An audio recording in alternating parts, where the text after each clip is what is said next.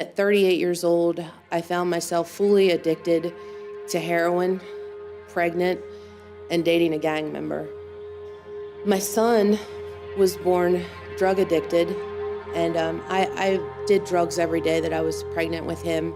I didn't care that he was laying in the hospital, abandoned and neglected from the day that he was born.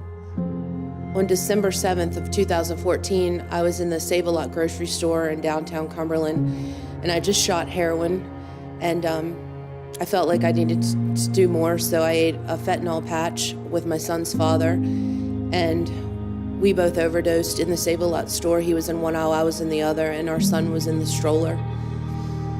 3 days after that overdose, two Sheriff's Department officers in the Department of Social Services came to my driveway, where I walked my son down the driveway and put him in a state vehicle and did not know where he was going to go, and I still didn't care.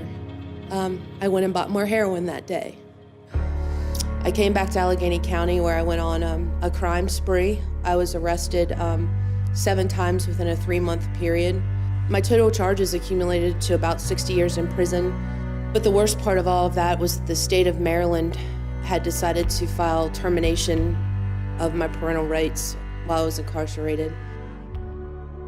My family had known some ministers that worked in the prison ministry, and the day that these pastors showed up to meet me in a jail visit, I got saved in the Allegheny County Detention Center, and it was the best decision that I've ever made. The Hope Home director from City Reach came to do a visit because there was the thought of, if I were to be released, what does the next step look like? And I was willing to do whatever it took. I came to the Hope Home after my extradition hearing to West Virginia. I was released. When I walked through those doors, it was like no other place I'd ever been. I really started to believe in myself and believe that there was a purpose and a plan for my life, and that I could make a change, and that there was hope for me.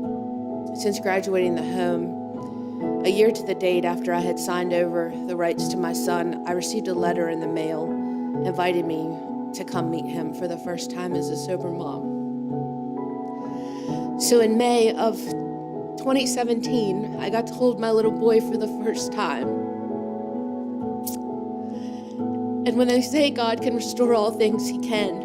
And God restored that for me, and I am so grateful for that. And I'm forever grateful for the people that just love me through my pain and love me into my purpose.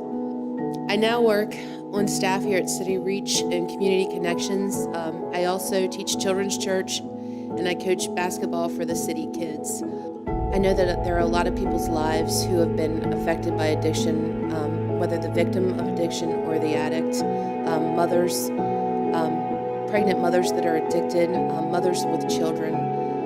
I am living proof that all of this can be restored through the hope that only Jesus Christ can offer.